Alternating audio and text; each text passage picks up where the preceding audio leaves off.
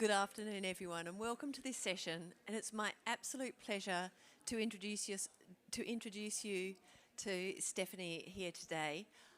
Firstly, I'm Christine Hemphill. I'm the founder and managing director of Open Inclusion, a disability inclusive research, design and innovation organisation based in the UK. But today we're going to be talking about Canada, and specifically about the Accessible Canada Act. And it's my real pleasure to welcome Stephanie here to the session today. And Stephanie, do you want to do a quick introduction to yourself?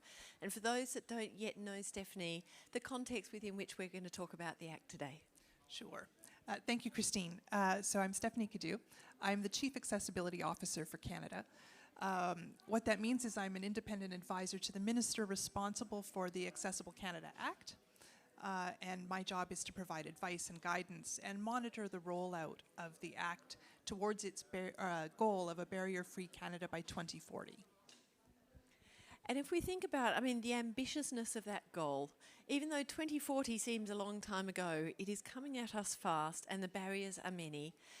As you move from the Act being put in place to now seeing organisations, start to step into it and implement the actions within it, how does the Accessible Canada Act really support them know what to do, know how to do it, and also provide some guardrails around that? Well, the Act itself, somewhat ingenious in its presentation, it forces government entities and government-regulated entities like banks or telecoms to engage with people with disabilities, the Nothing Without Us principle, to do a really deep self-reflection on where the barriers are in their organization, because the Act is taking and implementing the social model of disability into everything. And so it's putting the onus on organizations to remove all the barriers proactively. So it takes them through an opportunity to look at where the barriers are in employment, in the built environment, products and services, procurement, ICT, communications other than ICT, and transportation. So 7 key areas. And they have to really take a look at that, prepare a report on that, update it every year in terms of a progress report, and then redo that whole process in 3 years. So it's giving them the opportunity to take a look at this. But because the Act also puts in place 2 other organizations, the Accessibility Commissioner, who will monitor and enforce compliance, and Accessibility Standards Canada, which is an agency that is creating standards by which organizations should aspire, but ultimately those could become regulation as they go through this process. So for me, it's been about how do we look at all of that, and that's a lot of things to look at in this, what is a very short timeline for organizations, a very long timeline for people with disabilities like myself who want this to all have been done yesterday. So in that work, I've taken the approach that I'm going to look at sort of one section a year. This last year, I took a really deeper look at what we're doing on employment. And I think, just to double tap into the employment space, especially given we're here at Zero Project, talking about employment, how has that gone? And once you kind of frame it within the employment lens, particularly thinking about every one of those 7 areas have very, very different characteristics. So the challenges, the barriers that emerge will be quite different. Within the employment space, how are the barriers emerging that you're seeing, and how are the organisations working on addressing those barriers? Doing so well, where are you seeing really wonderful successes that we can share? And where are some of the challenges that are yet to be kind of resolved, or you're not yet seeing the momentum that you would like to see? Well, I would argue that in Canada, for a very long time, we have already professed that we will include people, that people with disabilities should be working as they are able. But doing that, saying it and doing it are 2 different things. And organizations under the federal umbrella really do need to take the leadership position on this. It's important. that the federal government lead. And government made a large commitment when they introduced the act to hire 5,000 people with disabilities into the public service. That was slow to get rolling. Arguably, the deadline for that is 2025, and I believe they're going to be able to hit that target. Of course, data remains a big challenge. Having good data across any of these areas related to accessibility and inclusion is a challenge, and one of the things that I reported on in my first report to the minister was something the organizations needed to focus on. I still think that's the case. I think that's the case with employment. Although we have some very deep data starting to be collected, we have to ask the question, are we collecting the right data? Do we know enough? And are we collecting at all the stages? So we know we've hired somebody. Do we know if they're still there or have they left? And if they are not there, why did they leave? Where are people with disabilities? And are those disabilities representative of the population, or are they focused on certain groups of people with disabilities? All of which is important, but we need to know that. So data will remain a challenge. I think understanding inside each organization what percentage of disability or of employees is presented or represented. There's a lot we don't know. There's a lot that we're still going on gut feel, and that's challenging to measure. So that's one thing. Beyond that, though, I would say organizations are all at very different starting points. There are some that are very mature in this space, and some that are very obviously just getting started. And because their reports are public, that's an opportunity for others or for themselves and others to look at other organizations and say, gee, are we measuring up? And what can we learn from these other organizations? And I do believe that sort of competition is having effect. But I also think that there are lots of questions that still abound. And ultimately, I think what we're seeing, while there are examples of good practice and progress, I think we also still know that ableism and unconscious bias are still very alive and well, and our biggest hurdle to overcome in actually being able to achieve the goal of the Act. I think that's really interesting, and particularly when we think about data, understanding whether it's numeric data, how many people came in, how many people have left, how many people are progressing through an organisation, or whether it's experiential data, what's the experience that they're having within an organisation, or diversity of disability data, as you mentioned, and we were talking about before. Yes, there might be X% of people with disabilities, but how representative is that of the diversity of disability? A question for you in terms of that leading practice and how organisations that are doing this really well might be able to share some of the things that they're doing, so you kind of really that carrot, that pulling the piece of string for other organisations to almost want to compete to catch up, versus how much of this needs a bit of a stick and keeping the laggards from falling too far behind. What's your feelings on the balance of that, and potentially integrating the first bit, how data or how information or how experience, insights might support that?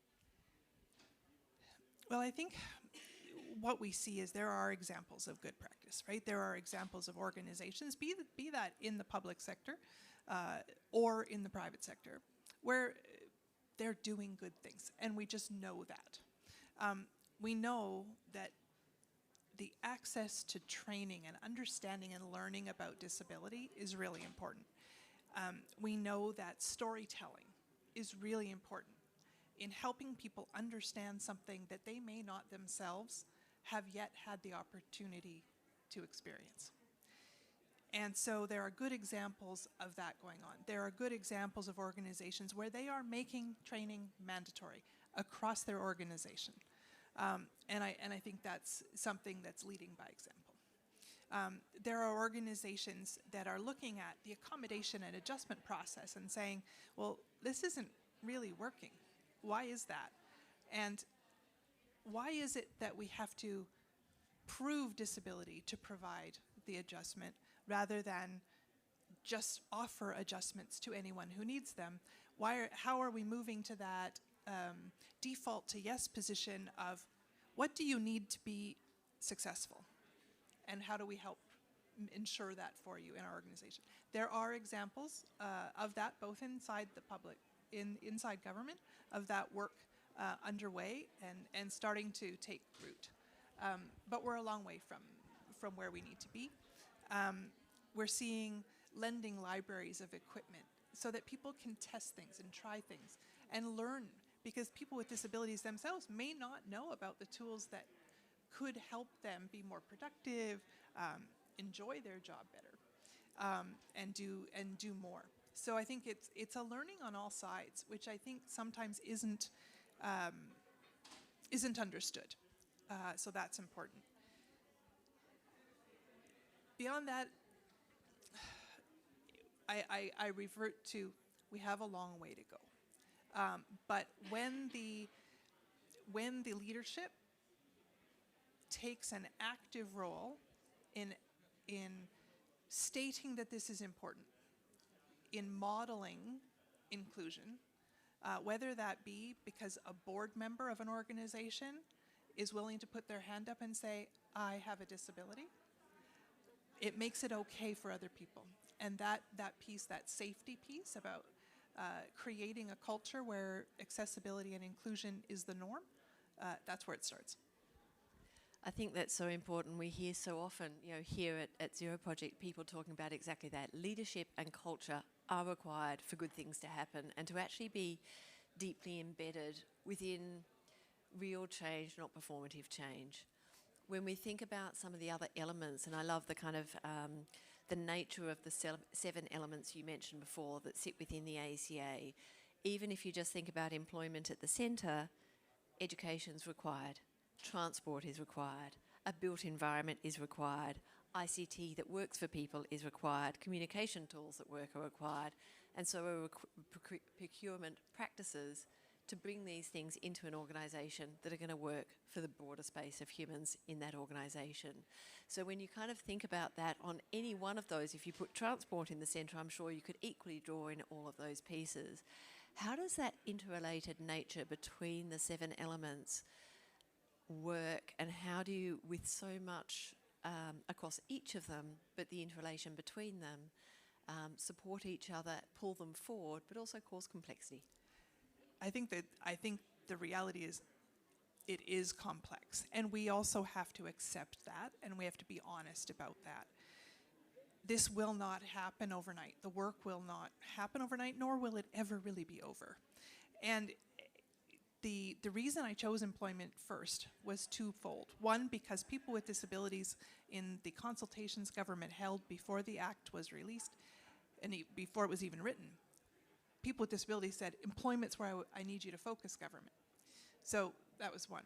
But also because in order to get to employment, all of those other things have to be in place, as you mentioned. And so the interconnectedness is really important. Why I think the importance of the nothing without us principle in preparing the plans and an organization starting to do that deep dive is then they start to realize, oh, I never thought of that. I never thought that transportation was something that we do here. But if you're not thinking about how do your employees get to the office, how do your customers get to you, does your travel policy allow for the fact that somebody with a disability may not or may need different things when they travel, have you thought it through? And that complexity really is a part of the investigation that organizations are having to go through. I love that, and it is complex. And the reality is humans are complex, our environments are complex, and we're trying to address them in a really positive way. I would love you to finish on talking about how the Nothing Without Us piece of this, which is written into the principles of the ACA, informs those priorities in just a couple of minutes. How does centering this around the needs of different individuals with disabilities help the organisations inform their priorities? Well, I would say if you're not including people with disabilities, then you're doing it wrong. And if people with disabilities are included, you will get that breadth of experience, and they'll show you the way. They'll explain why these different things are interconnected, and that's why it's so important. Organizations, some are doing it better than others. Some, it's new to consult in this way, but I think it's positive that we're starting there. It's real. People with disabilities being included is involved in the leadership behind the scenes, in my role, in my office, and in Accessibility Standards Canada, and all the work they're doing to drive those standards for accessibility. So there's lots of place for people with disabilities to have input and really be thoroughly involved in creating a world with no barriers. Stephanie, thank you so much. We're just about at time. I just want to say thank you everyone today, whether you're in person or online. And just, I think, to leave people with that final thought from Stephanie, which is, this is complex, this is hard work, and this is interconnected work. But when you centre that on the experience of people with disabilities, actually a lot of that complexity quite quickly falls away. Because for all it looks out quite complex when you're trying to think through all the different environments and all the different individuals, to an individual to share their experience is really quite straightforward. So, that centering, I think, which is written all the way through the Act and all the way through the actions that are aligned to the Act, is such a powerful way to simplify that complexity and let organisations get this work done. Thank you so much for your time today. Thanks, Christy.